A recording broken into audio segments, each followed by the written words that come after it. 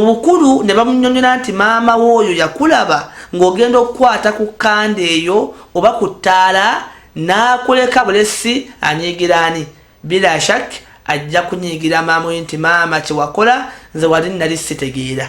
Idhan wa asa ye aya Allah ti kutiba alaykum alqitaalu wa huwa kuruhun lakum.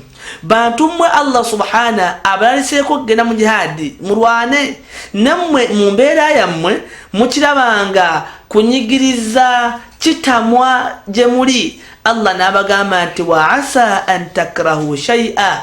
Omuntu yenna Allah ayinza okubaako ne kyamugezesezza n'akirabanga kyakabenje gyali naye nga wahuwa khairun lakum, ng'ekintu ekyo kyolabanga ekibi Allah kyakugeredde ng'obulungi bwonna bujjudde omwo. Ekyo omuddu Allah ayinza omugezesa n'obwavu. Ffenna tukkaanya nti obwavu bubi, naye nga amazima gennyini obwavu obwo Allah bwamuwangaalizzaamu nga mwe muli ebirungi gyali. Era nga mu bwavu omwo bwe bugenda omusindiikiriza asaalako ekiro, bwe bugenda omusindiikiriza agere ku Allah, bwe bugenda omusindiikiriza asome ekitabo kya Allah subhana, abamu n'obukkakkamu bwonna nga Allah ayisirizza mu bwavu. Era nga singa bukeera enkya Allah n'amusitula omwaziinyi, Allah n'amuwa Prado, ayinza obutaddayo kwaziina ku muzikiti. Mwe ba imaamu abandaba singa bukeera enkya Museveni nakkubira essimu nti nkufudde prime minister, kwegamba oyinza okuddamu okufuuka imaamu awo otandika kulabikako kaalumu tane mujja kunsonyiwa baswaba assalamu alaikum bana omanya nti ndi bize. Nabwe wa asa an takrahu shay'a, Allah ayinza okubeerako n'embeera gyonna gyakutaddeko nga yakazito gwe n'olabanga embi naye nga huwa khairun lakum, ng'embeera eyo yejjuddemu obulungi obuyitirivu ennyo gy'oli. Omuntu ayinza okulwala obulwadde ffenna tukkanya nti masha Allah bubi, naye ng'ebirungi Allah byakuteeredde mu bulwadde bye bingi. Obadde okimanyi nti abantu bangi tukola nnyo adhikaari mu bulwadde, era Allah bwakugezesa n'ofunayo accident nekkwatamu omwaka ogwo, jjukira buli bulumi we bugenda okujja subhanallah subhanallah subhanallah, olunaku omulwadde adhikaari zaakola oyinza obutazikola ggwe, naye nga so wali mu mbeera nga Allah akyakutadde mu bulamu weeyagala ng'olusobeerawo awo nga la tadhkurullah, toyina na budde bwogera ku Allah subhanahu wa ta'ala. Idhan abooluganda tugume eyembeera Allah amanyi gy'osula, Allah amanyi gy'obeera, Allah akumanyi ebikwatako, ekikomando ky'olya Allah subhana akimanyi, sente za renti ezikubanjibwa Allah zimanyi subhanahu wa ta'ala, akagaali koovugidde ebbanga akamanyi Allah, emmotoka gy'otalina agimanyi Allah, ezzadde lyo Allah lyatannakuwa Allah akumanyi, obuwulu bw'olimu abumanyi Allah subhanahu wa ta'ala. Wabula ye Allah yamanye ensonga ze nga aya gyeggwera nti wallahu ya'lamu wa antum la ta'lamun. Allah amanyi nnyo eby'omunda singa si ekyo kyandibadde ki, so nga ate ffe abatonde tetumanyi. Okumanya kwaffe tulabira wano kumpipi ddala. Naam, mu dakiika zaffe zino biidhinihi subhana njagadde engeri abaana gye bali mu luwummula, barakallahu fiikum, twogereko ku mwana omulongoofu.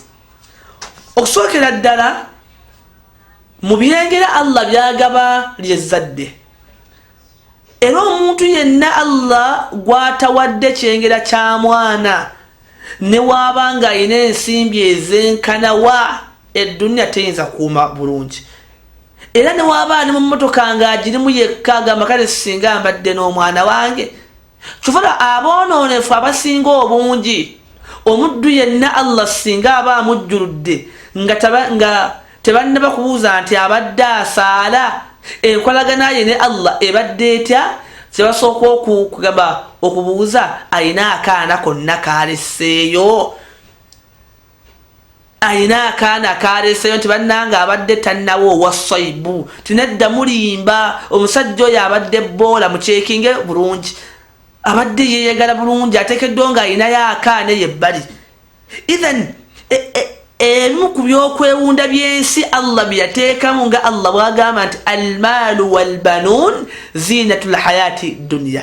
Emaali eno gye mulaba amamotoka, ebyambalo byaffe, amayumba n'abaana bano zinatul hayati dunya, byakwewunda byansi.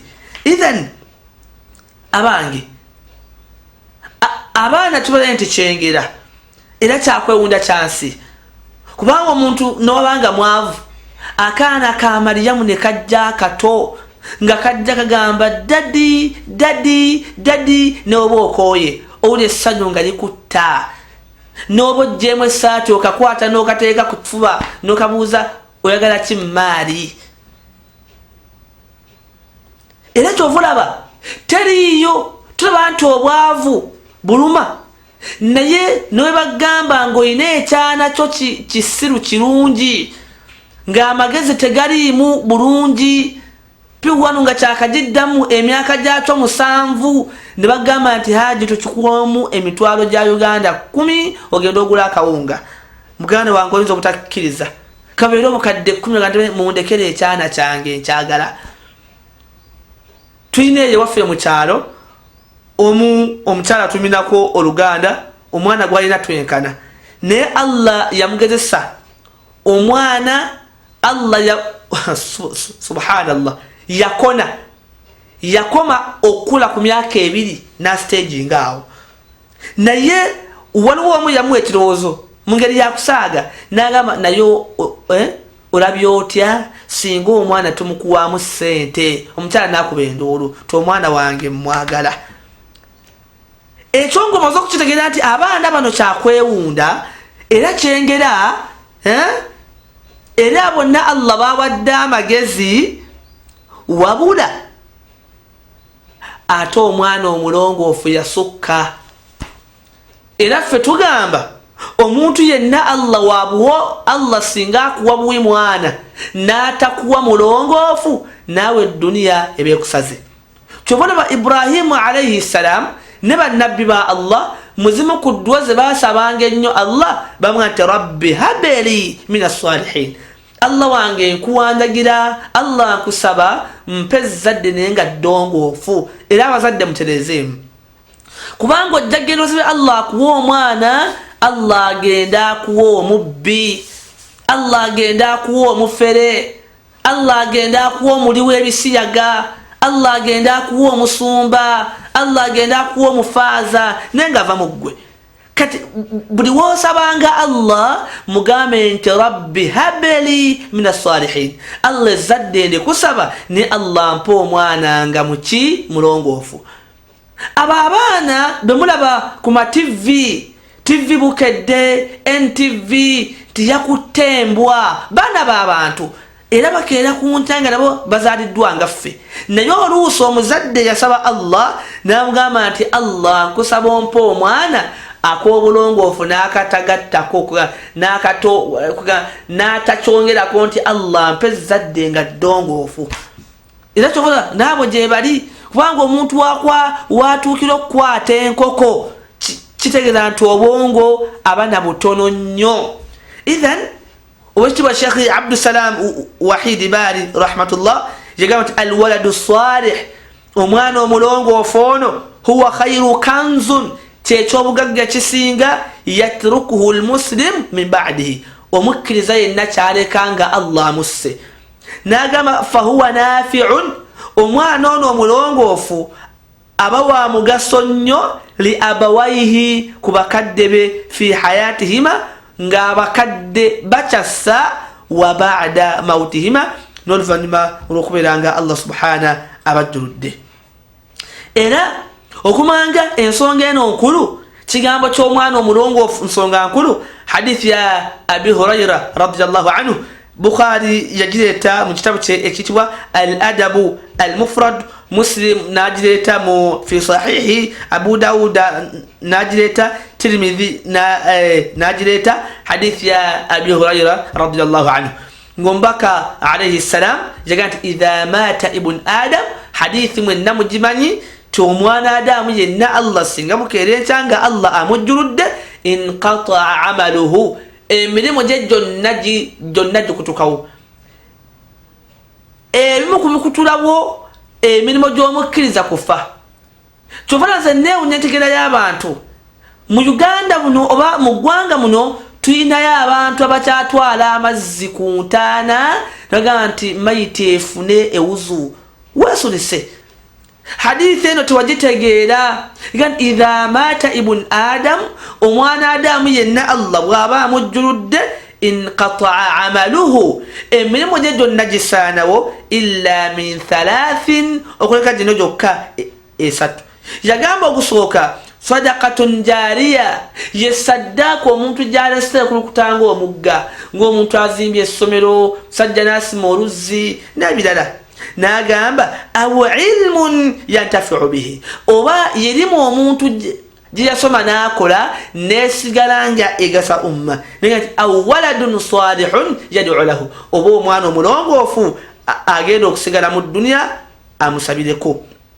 Kitegeeza ki ebimu ku birago omwana nti mulongoofu kwe kubeera ng'afissaawo eddakiika 3 n'asaba Allah asonyiwe kitaawe oba asonyiwe maama we mu ntaana gy'ali.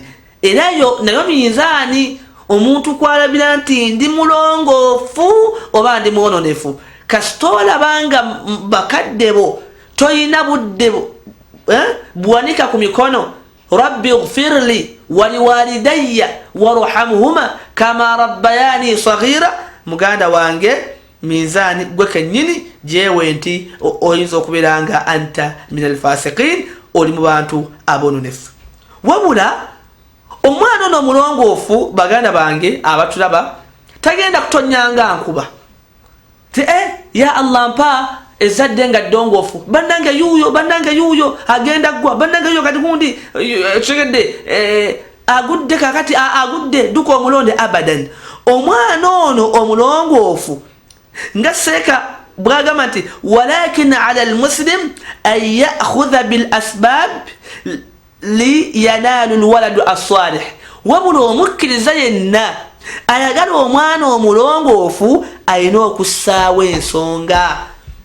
Ng'omuntu anoonya ekyokulya toyinza kusoma dduwa n'oyasaba bw'otyakamwa nti Allah enjala ennuma n'osuubira nti ogenda kwekanga chipusi mu kamwa abadan. Toyinza kusaba Allah mwana ng'olyawo toyina mukazi kyogamba weetaaga Allah amukolere ng'ekikolondolwa ogire bote segedde ogenda omusula wali nga bebi salih nga mwana mulongoofu. Ithan okunoonya omwana ono omulongoofu bintu si byangu nga ggwe bw'oyinza obbirowooza. Era nga bulaba ekyabbeeyi kiba kyabbeeyi, ekyabbeeyi kibeera kyabbeeyi. Omuntu agenda okuwasa omwana ng'ategeereka mulungi yasoma si yempasa yemu y'oli gw'osanze eri ennabutotto ng'envunza zaamulya dda. Oyo balina n'okwegalira sheekhe tukwegaliridde mutwale lillah bagattako n'akaalillah. Naye ng'ekigendererwa baagala kutaasa waabwe ng'envunza mpitirivu ate oyo nga yazireetayo. Kati ono abange mu kunoonya omwana omulongoofu tulina okussaawo ensonga, amakubo tulina okugateekawo. Ekkubo erisookera ddala baganda bange ikhtiyari l-ummu.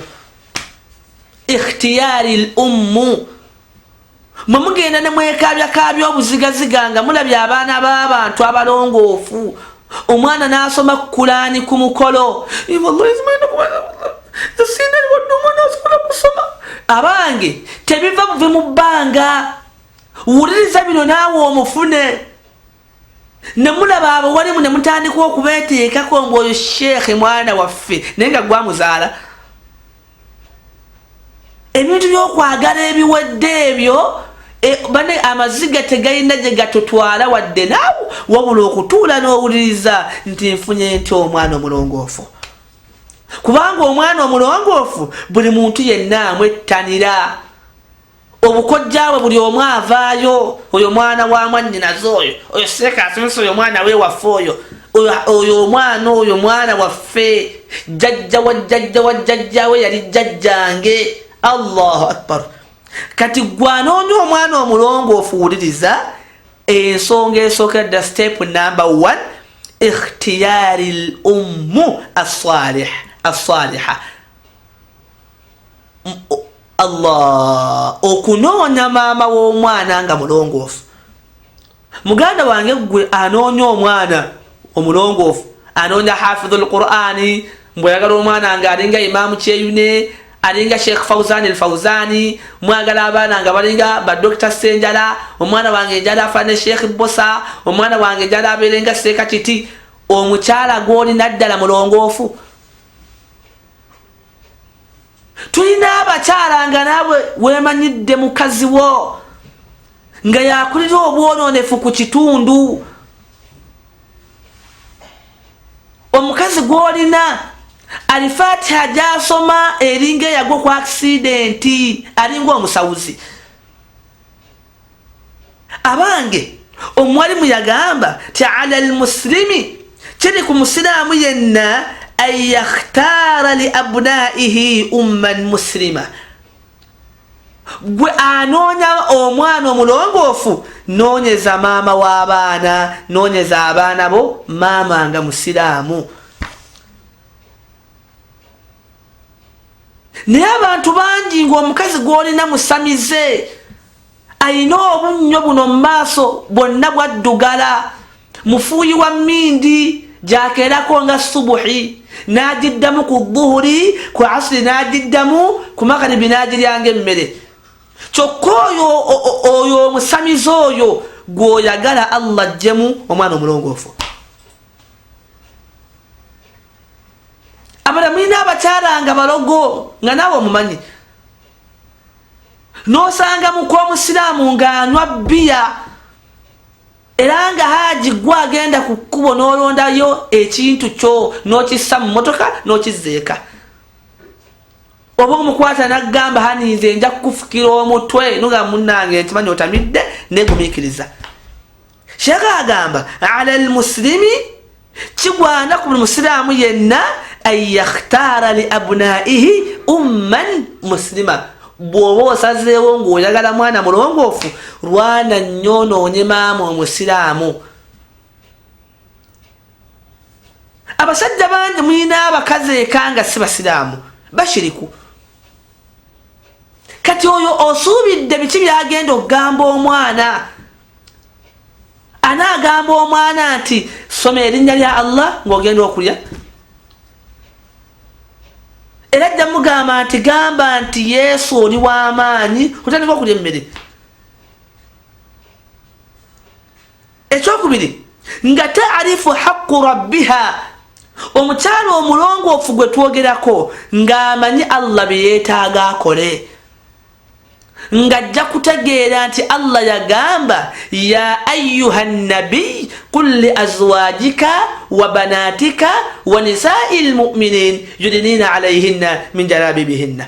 Abange owange gwe nabbi, gamba bakyala bo n'abuwala abo b'ozaala ne bakyala b'abakkiriza yudinina alayhinna min jalabibihinna, babeere nga beebikkako. Gwe owuweeka yebikkirira. Abasiraamu gye muli nga muli basalafu balungi alhamdulillah. Omusajja ekirevu kwekiri, musajja munnasunna mulungi, engoye ziri waggulu masha Allah, naye ng'omukyala gw'ayina eka.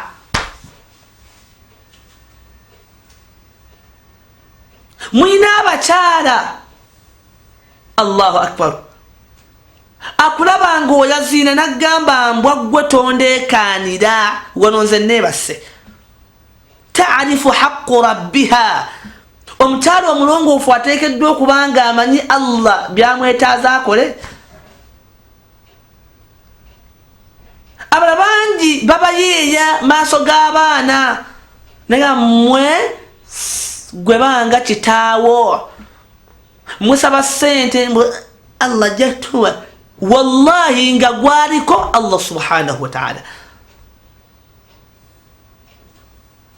Abange taarifu haqqu rabbiha, maama w'abaana ono ateekeddwa okuba nga amanyi biki Allah bye yeetaaga okukola. ateekeddwa okuba nga asaala kyala golina asaala ewuzu amanyi ogifuna alina kyamanyi ku ddiini.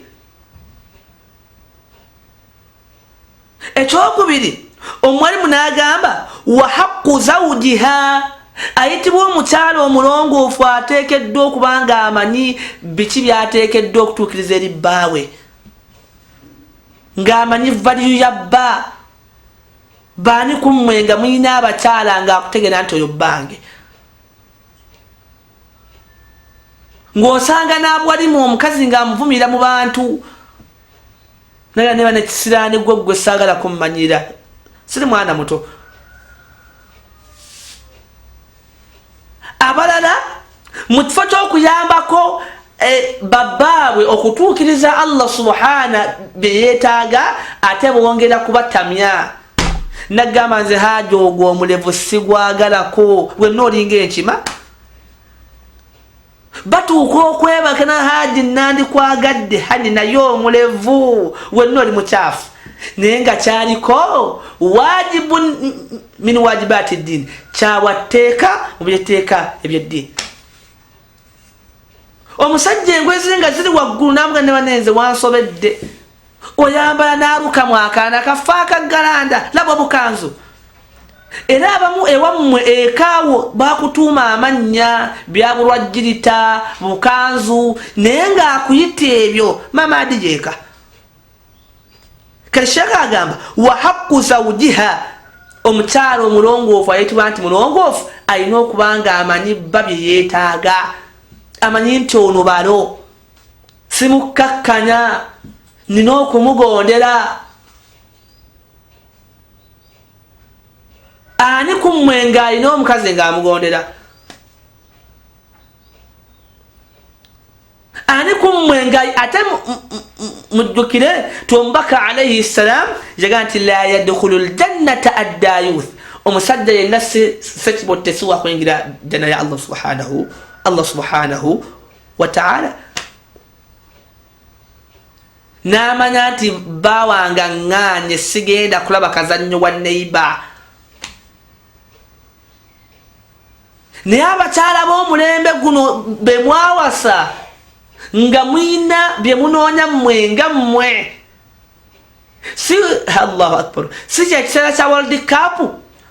Agamba ssebo gwe kano la hawla wala quwwata illa billah, nga gwagamba gwe kano alina ekirevu kirimu n'envi, gwe kano ngenze kweba ku World Cup anti mu busajja obwavu gwe buli kadde ompoleza mbu Allah jattuwa kangende mulabe.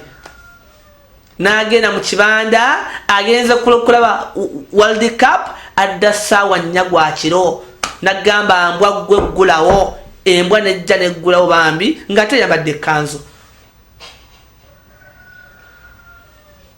Haqqu zawjiha, omukyala n'amanya nti bba agambye kino, saagala mukyala ayambalira mpale wange n'awulira, saagala otambule leero n'awulira. Wa haqqu waladiha, era omukyala ono ng'amanyi byateekeddwa okukolera abaana be. Walwalidatu yurdi'na awladahunna hawlaini kamilain, nga Allah subhana bwagambye ti omukyala yenna obuvunanyizibwa ayonsa abaana be emyaka 2 nga gijjudde. Kyala ono atya Allah ekyalina okukitegeera, n'aleka kuwa baana ba musajja matagambwa, tayagala kuyonsa, tayagala bbeere ligwe, anti munnanga alina bakyakuula, alina abasajja 3, kuliko imaamu omu, omwazini we najja nankumbi, kwegamba alinako n'omusuubuzi omu. Kati munnanga atya ebbeere lino okugwa nga tebaagala kuyonsa baana baabwe.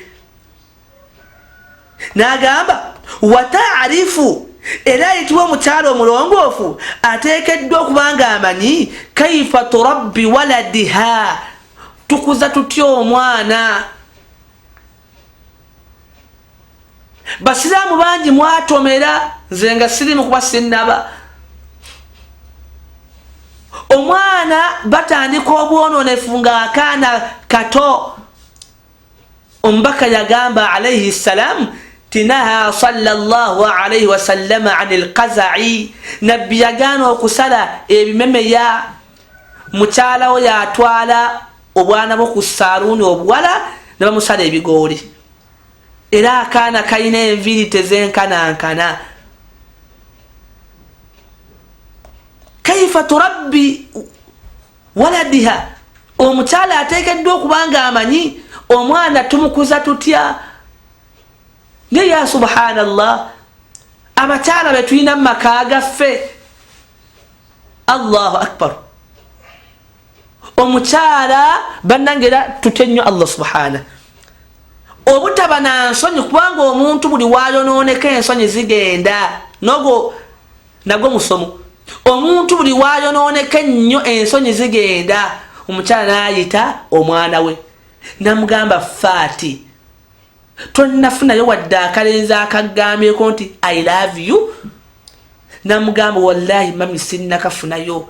Namugamba naaba ku kyogero baloga omwana wange. Omuzadde yakubiriza omwana afuneyo ka boyfriend,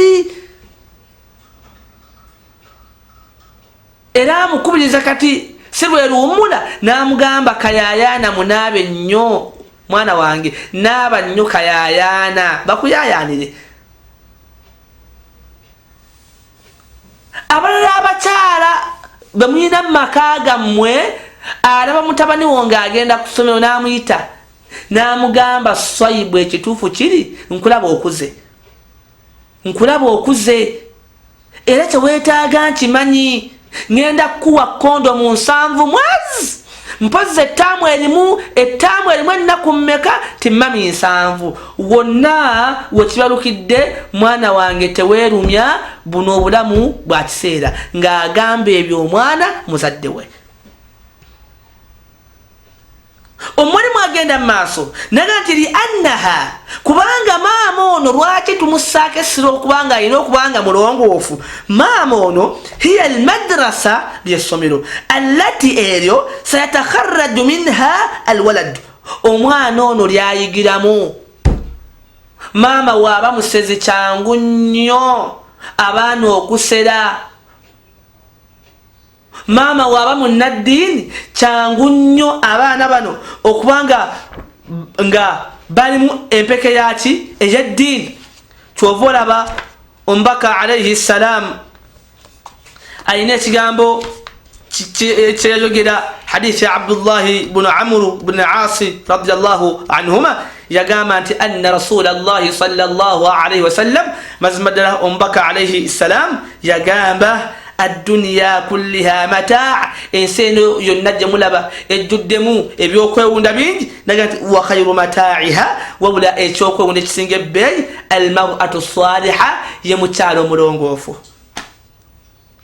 Omuntu yenna atayina mukyala mulongoofu mu makage oyo tumugamba nti khasira dunya wal akhirah. Kanti bw'oba ogenda okukola najja n'akukwatako mu ngalo nafukamira wansi n'agamba zawadaka Allahu taqwa, Allah akwongera okumutya, wa ghafara dhambaka, Allah akusonyiwe n'amazamigo, wa yassara laka alkhair haythu ma kunta, Allah akwanguyiza obulungi eyo yonna gy'ogenda. Nagamba munnange taata budu totuleetera haramu waneeka. Ani gwe bagisomera eyo? Mwe muvaayo na bivumo. Nze lutabuliki gwe nze simanyi. Komawo gwe bakuwaana mbuzi gwe. Nenge embuzi erina abaana 5 ate ng'embuzi yeewoowa kati nange embuuza. Gwe atali mbuzi bakusanga mu kyalo kyawo ate n'embuzi n'ekuwoowa. Kati omubaka alayhi salatu wassalam kyabaga nti ad-dunya kulluha mataa'. Enseno jemulaba hadithi ntuvu ya Tabarani fil Kabir ne Imamu al-Mundhir najileta mu kitabu kye Targhib volume ya 4 page 13. Ad-dunya kulluha mataa'. Enseno jemulaba yonna ya kwewunda وخير متاعها نيتوكو ونجسينغا ميو المرأة الصالحة يمتالو ملونغو فاتي الله سبحانه وتعالى أوليو تانغو متالا زنا غامبا تاتا جمادا ngato kyasiba ku mmande buzibu ki n'okomawo ng'olina ebizibu eka n'omuna esente ziganye nagamba taata saibu tya Allah isbir gumiikiriza Allah ajja kutuwamu ekisinga okubanga kirungi adduniya wa khairu mataa'iha almar'atu saliha atayina mukyala mulongoofu mu nsi kabeera omuwalimu ate ekirimba wali mu kikambwe amugamba ne bonoogenda mu madarasa gonze nkubuulidde kantu gwe naye nga kayita akantu bwajja n'akwata omuzindaalo okuwoggola mwenna mussaayo amatu era mu hadithi endala hadithi Abdullah ibn Abbas radiyallahu anhuma yagamba nti arba'un ebintu bina man u'tiyahunna faqad u'tiya khayra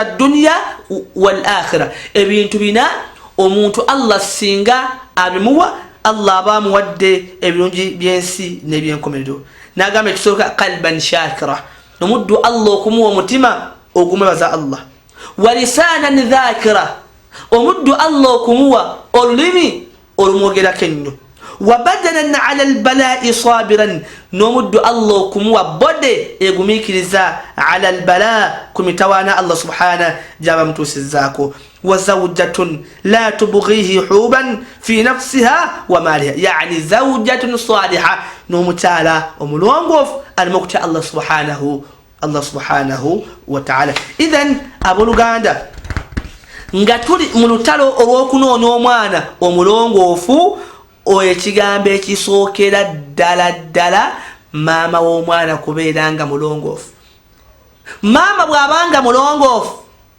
5 ku subhanallah ebitundu 5 oba omaze okubifuna ebyokufuna omwana omulongoofu ne ya subhanallah fe abakyala be tulina eka tewali yamukuwa mbugundi mwesanga mu ddarasa mwesanga mu ddarasa eyo ate munnange musajja alengedde akakyala akakyotala masha Allah n'otwala eka ewuwo oyo musubidde akole ki abala mwesanga mu taxi akakazi kayase mulaba excuse me tunati honey ngo yasimudde bulungi how are you oberawa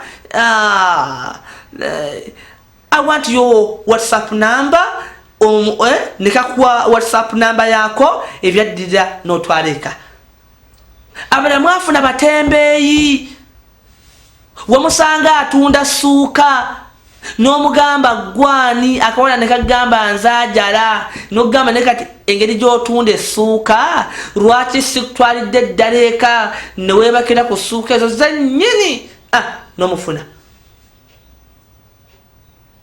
abala mwesiikana mu ndongo mwali ku kivulu kya Kenzo mwali wa David Lutalo akaana kagenda ku stage akawala bwe kayawuza obulungi n'ogamba kano oteekeddwa okatwaleka ye mwana eyo gye muva ne mutawaanya abo wali ku masomero mbu sheekh njala omwana wange agende waseekanga obe akukata ekitabo kya Allah oyo ng'akikwata atya gwe teweewuunya abaana bajja ku masomero gaffe gano ga Mahadi Salaf Mahadi Bilad n'amalala Qur'ani ne bino byo babisoma bulungi physics n'abaamu biology n'amusoma history n'amusoma Napoleon n'amusoma naye ng'omwana bw'awulira nti omuwalimu wa Qur'ani ajja ngomanyi addukira mmanju ng'alinga obukyafu n'abeera emmanju essaawa 2 bakanya kumunoonya wansi wa bitanda ng'ali eyo lwaki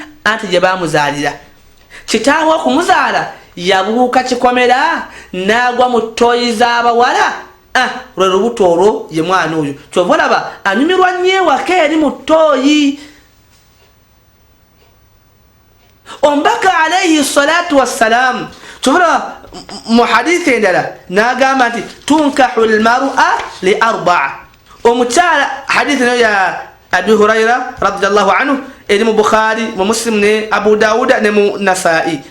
Omubaka alayhi salam negamba nti tunkahu almar'a li arba'in. Abantu bawasa abakyala lwa nsonga nnya. Esooka n'agamba limaaliha olw'emmaali yaabwe. Era oli ombuuza seeka mukyala kigwe weetaaga tukunoonyeze n'agamba seeka nkubuulire nze obukyala obwavu bwantama nze nimwo nfunayo ekikaddekadde naye nga kyakolamu limaaliha. Ekyokubiri walihasabiha abantu bawasa abakyala olw'endyo zaabwe ze bavaamu famire ya gundi ze mpasa bambejja. Ekirala walijamaaliha wano ffenna nno abasinga tugwa wano bulungi. Seeka eri embwa nnungi neka kati nze neewuunya aye ati embwa ojagazaako okyate eri embwa ne bw'ogiwako amata seeka nsobola okuganywa n'otunuulira akakazi ke bagamba nti bakayiwako amata nga konna kajjudde embalabe mu feesi. Walijamaaliha seeka nze oli simanyi oli si mudinka budinka wabula alimu kakkala k'eryandanda nze ate ako ke kankolera. Seeka oli gwe neese si muntu nti ki malayika. Ogenda okutundira malayika y'omusiraamu gyagamba nga nze Ibrahimu singa ngikwatako ngitwala eri mmanju n'ensuula eyo. Kalina nnyindo mpanvu kawanvu kalina gundi kalina amahipusi kalina amabeere geego kalina akatwe keeko enviiri zeezo. Era kyobula abamu bwe mujja gye tuli nga mugaseeka ndala mukazi akakwakulo seeka ndala omukyala nga alina akazigo mmannyo. Bwengwa kuwa akazigo seeka ne bwenfa naye nga gwagamba ow'akazigo mushiriku agatika kwa Allah subhanahu. Omubaka n'atugamba fadhfar bidhati ddin, nze amagezi gembawa bwe mubanga mwagala obuwanguzi mu maka gammwe fadhfar bidhati ddin, munoonye abakyala nga musinzira ku ddiini. Ne waaba mubi ng'ayina ng'avuganya ng'alimu okutya Allah yalimu obulungi. Omubaka yagamba idha ataakum man turdawna diinahu wa khuluqahu fazawwijuhu. Omuntu bw'ajja gye muli ne musiimako ensonga bbiri eddiini n'empisa ze fazawwijuhu, muwe omuwala amutwale amuwase. Fadhfaru bidhati ddiini. Gwanoonya seeka, gwanoonya hafidh al-Qur'an, gwanoonya omwana alinga Sheikh Albani, omukyala wamusiimako ki? Abalala batuuka okutugamba seeka nze nfaaki kabina era nze waaba kalina kawedde, naye nga singa bakunnyonnyola emigaso gya kabina n'omwana omulongoofu tebikwatagana wadde eddakiika nedi kubanga ko gwako gwa mmanju. Naye ng'onaga seeka nze ekyo kasita abanga kakoma eri yinki 3 nze seeka mba mmaze. Fadhfar bidhati ddin tarubat yadaka, nga tunoonya omwana omulongoofu maama w'omwana ateekeddwa okuba nga atya Allah nga mwana mulongoofu. Lwaki bannange buno obulungi buno obulungi buno seeka bugenda buggwawo. Abo betulaba bajjajjaffe abo bakadde baffe baliko abalungi ne katolera bamugamba jjajja sekamu nowala jjajja komaawo kukoma ja rabbi toleeta ebizibu. Bakadde baffe abo bajjajja kyaliko ekiseera mu gyensanvu ng'abigula n'akazi eno nadde eno olwaliro bamugamba jjajja bigula nagamba wallahi munsonyiwe era agenda okubigula ng'olabira ddala enkanyanya zeze bigula buno obulungi bugenda buno bugwawo wabula eddiini y'omuntu kati leka mbuuze singa obanga wakamuwasa wemusimyeko akabina Allah namugesa nafuna accident ne kavaako amakulu nga gagenze kufa singa omusimako akazigo masha Allah wakati mannyo Allah namugezesa nagwa navaamu amannyo asatu maaso ng'omuta fadhfar bidhati ddin tarubat yadak mwabanoonya abaana abalongoofu omwana omulongoofu ikhtiyari lummu assaliha maama w'omwana ono mulongoofu kuba kati gwe tobeera na mwana abadan ate ffe abaana ebizibu byaffe bisinga tubigamba bannyaffe munange maama mbadde nina ekizibu munange salayira akabbiri weebuuze ku Allah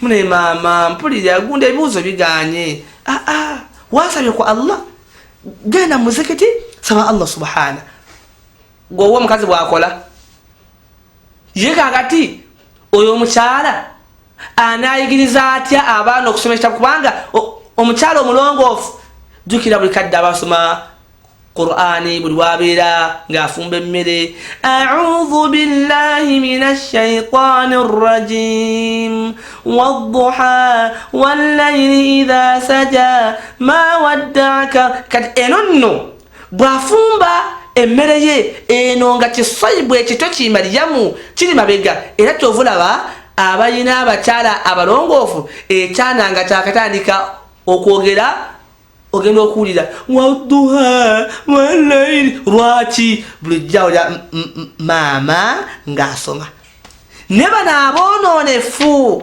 kyekiri mu mpale yeeyo kyekiri mu mpale yeeyo eno gundi ali mu kufumba kyobula ekyanda ku myaka 3 era kasita kitandika okwogera kyekiri mu mpale yeeyo kyekiri mu mpale yeeyo haji ne weebuza nti omwana wange ayagaza ki ekiri mu mpale yange ikhtiyari lummu assaliha baganda bange bwe tuba twetaaga abaana abalongoofu tuyina kuba beegendereza nnyo tunoonya abakyala abatya Allah subhanahu wataala mukyalawo tasaala kati abaana bagenda kusaala batya wangi omukyala tasaala abaana bagenda kusaala batya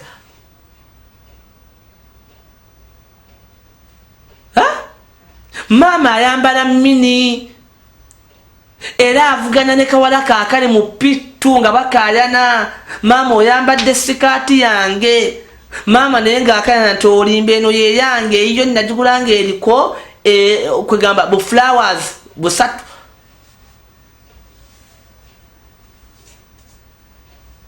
bwe tunoonya abakyala abalongoofu bwe tugendo teriyo mumanyi wa busiraamu gwe mmanyiyo okuleka nga maama we kanati saliha yali mulongoofu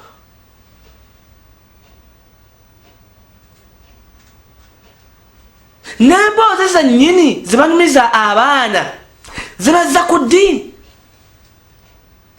ffenna edda nga tugenda mu madarasa sekabulikayo museera mwoyo yali tannafawo mujekyendaawo kati omu kugamba tuba tutambudde ogenda mu ddarusu ne tugenda tusanga ababbi mu kkubo sima ndowooza mulala gundi stories ezo kati noono bannange emyaka egyo mwe temweyagadde gwe faati gwe mweyagadde nze nafunako embuto 3 oyo taata we agenda okumpasa twasinkanira ku beach lwe lubuto lwo kati omwana bami naye nze ndi mwana wa biiki alhamdulillah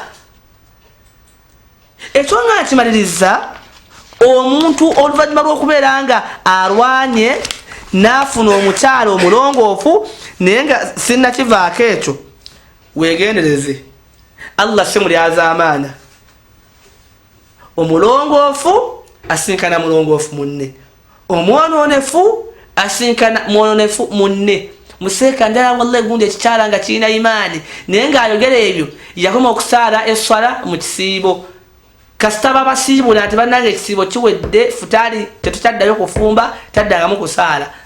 Anoonya shekkati njala hafidha al-Qur'an mwana nga yakwata gundi kitabo kya Allah gwene sura mmeka yakoma kuyasaruna abba atta jagalo mwana nga ine juzu 30 mu mutwe gwe twomwonoone. Ekyokubiri nga tunoonya omwana omulongoofu addu'aa'u. Omwana omulongoofu n'okumufuna nsonga nzibu eyeetaagisa omuntu yenna okugiteekamu eddwa okusaba Allah ennyo. Lwaki? Kubanga emitima gino giri mikono gya Allah subhana yuqallibuha kaifa yasha. Allah agikyusakyusanga bw'aba akoze atya bw'aba ayagadde. Kati seeka agamba ala almuslimi kiri ku musiraamu yenna ayad'u Allah okusabanga ennyo Allah ayarzuquhu alwaladu salih Allah mugabirire ezzadde nga ddongoofu. Nga bw'osaba Allah emmotoka, nga bw'osaba Allah akwe ssente ozimbe, yembeera yemu gy'olina okuyitamu. Allah omusabe nnyo akuwa ezzadde nga ddongoofu. N'agamba alladhi yanfa'uhu fi hayatihi, saba nnyo Allah subhana akuwa omwana agenda okubeera ow'omugaso ennyo gy'oli nga okyassa wa ba'da mamatihi, n'oluvannyuma nga Allah subhana akoze eki akuduludde. Era ku nsonga eyo owekitibwa Allah subhana mu suratu al-Baqara aya 18 yagamba Allah nti wa idha sa'alaka ibadi anni fa inni qarib ujibu da'wata ad-da'i idha da'a. Wa idha sa'alaka ibadi gwe Muhammadin alayhi salam abaddu bange singa banga bakombozezaako fa inni qarib bategeeze nti nze Allah ndi kumpi nnyo ujibu da'wata ad-da'i idha da'a ndi kumpi nnyo era ndiwo kwanukula ddwa z'abantu bonna abansabye. Gwanoonye ezzadde nga ddongoofu wolwasabye ku Allah. Waliwo sitole eno mwenna abamanyi imamu w'e Makka Sheikh Abdurrahman as-Sudais hafidhahu Allahu ta'ala okufuuka imamu ku Kaaba ddwa ya nnyina. Era kigambibwa olunaku lumu mama wa imamu as-Sudaisi hafidhahu Allahu ta'ala yajja ne Sudaisi oyo imam ku Kaaba. Ebiseera ebyo sikyajjukira ani yali imam ku Kaaba okwo. Mama we n'awanika emikono n'agamba ya Allah kusaba omwana wange ono abeereko imamu w'ekifo kino. Kati tubuuza ani imamu w'oku haram? Abdurrahman as-Sudais. Lwaki? Dua ya maama. Banange abaana tubasabire Allah balongoose. Neffe abazadde ekyewunyisa oyagala mwana mulongoofu kyokka tomusabira bubi. Kirabe kiringa Faraawo. Gundi yenna alinga Abu Jahal. Gwe kyana gwe Allah akuseeka ekikolimo kye. Kati omuntu aliko ekikolimo ayinza okubeera swalih, ayinza okubeera mulongoofu. Byonoolaba ojja kubiraba. Bannange eddwa ez'abazadde ze tuwa abaana hadithi ya Abi Hurayra radiyallahu anhu nabbi yagamba nti 3 da'awatin mustajabat, eddwa za mirundi 3 Allah azaanukulirawo gye njagaddemu da'watul walid liwaladihi, eddwa omuzadde gy'asabidde omwana gwakola atya gwazaala. Abaana tubasabire birungi, abaana bayite bwe ku ddwa. Allah ya Rabbi abaana bange bafule abaana abamugaso mu nsi eno ya Allah muwanjagire saalako ekiro. Allah abaana bange bano balongoose babeere abaana abamugaso mu ddiini, bakole da'wa basomese Obusiraamu. Naye ffe mwana wattu ffe tetusaba tulowooza nti bigenda kugwa buki bugwi nga nkuba. Kati Allah singa abakusaasidde omukyala omufunye omukyala mulongoofu masha Allah mu bulongoofu bwobwo omujjaye waabwe mu makubo amatuufu mutuuse ewaka. Oweekitiibwa Allah alina enkola gye yateekawo era ffenna mwe tuva. Sisitimu eyo ey'okufunira ddala ezzadde nga yeegattibwamu sides bbiri maama ne taata, paati ey'onkulu nnyo mu kufuna ezzadde eddongoofu. Era hadithi ya Ibn Abbas radiyallahu anhuma, hadithi eri muttafaqun alayhi, eri mu Bukhari ne mu Muslim, omubaka yagamba sallallahu alayhi wasallam, law anna ahadakum, singa omukummwe idha ata ahlahu, abagenda genda eri mukyala we okumusinkanamu mu mbeera ey'okunonya ezzadde, qaala n'agamba bismillahi, ku lw'erinnya lya Allah, Allahumma ay Allah, jannibna shaytan, Allah tukusaba otutaase sitaani, wa jannibi shaytan ma razaqtana, era ne kino Allah kyonoba otugabiridde tukusaba Allah subhana nakyo okitaase shaytan. Nabbi yagamba faqudiya bainahuma waladun, singa Allah abagirira mikolo egyo ne bajjawo omwana, lam yadurruhu shaytan abada, omwana oyo sitaani teyinza kumukosa olubeera lwonna. Baganda bange gwe anoonya omwana omuki omulongoofu, wasomedduweeyo oba mmwe mukuba bukubi nduulu Allah mu kifo ky'okusoma bismillah Allahumma jannibna shaytan wa jannibi shaytan ma razaqtana, tusoma ate ebirala la hawla ebyo ombaka tabisomesangako sallallahu alayhi wasallam, weewuunyaaki la hawla ekitusooka mikolo egyo tetukkirizibwa kwogererayo adhkar. Wasomedduweeyo nzibu nno, si bintu byangu. Kati wabundi abasajja Allah bagezesa nga yenna alinga oba ekiki, kati gwe gitandikeko awo wonna ng'oli ekyeggulo gikolenga practice. Bismillah Allahumma jannibna shaytan wa janniba shaytan ma razaqtana, bismillah Allahumma jannibna shaytan. N'abasinga temugimanyi giwandike ku kisenge awo, hajati abakyali mu kwetereza akyanaaba nga naawe eno oli ku practice. Bismillah Allahumma jannibna shaytan wa janniba shaytan, ate mwenna musoma wa janniba shaytan. Naye kati nze era bwensaasira bano abagwa ku bino gundi bino ebikazi bya loogi, kati osanga n'owa loogi naye nga noonya waladun salih, mwana mulongoofu. Bismillah bikimillah Allah Allah ogenda okulaba banoonya waladun salih, mwana muki mulongoofu. So Nabbi sallallahu alayhi wasallam yagamba mu mbeera eyo abantu no singa basoma edduwa eno, omwana oyo Allah gwaba agenda obbawa, Allah mutaasa shaytaani arrajim. Baganda bange edduwa eyo muginoonya mugiwandiike, bw'atagimanyi giwulize ku ssimu nga Qur'ani. Bismillah Allahumma so si byakunkubira ssimu atumanyi gundi mulina akajanja, halo sawa n'omunaana ogw'ekiro, sheekhi wallahi mpozi nakuwulidde wali ku media eri ng'osomesa, wallahi kati ndi wano neeyambudde mpozi edduwa egambye taseeka mpandiike bismillah Allahumma jannibna shaytaana la tokuba ssimu. Edduwa gye kwata egamba Allah bismillah Allahumma jannibna shaytan wa jannibi shaytan ma razaqtana, nga bwemusobola okukwata bino ebintu ebyekisiru simanga lwakana ani n'ebirala. So abooluganda ab'ebitiibwa, mukama wange ssebo, tukize insha Allah omusomo guno tukyagenda ddala nagwo mu maaso insha Allah. Tulina okuteekateeka ezzadde eddongoofu olwaleero insha Allah, tubeere nga tukoma ku nsonga ezo olw'obutaagala kuwanvuja nnyo ate darus biidhinihi subhana. Nenga nsaba Allah subhana Allah ffenna tufuule abalongoofu, Allah atwe ezadde eddongoofu. ربنا آتنا في الدنيا حسنة وفي الآخرة حسنة وقنا عذاب النار. نسجد مقادة ومي إبراهيم موسى. السلام عليكم ورحمة الله وبركاته.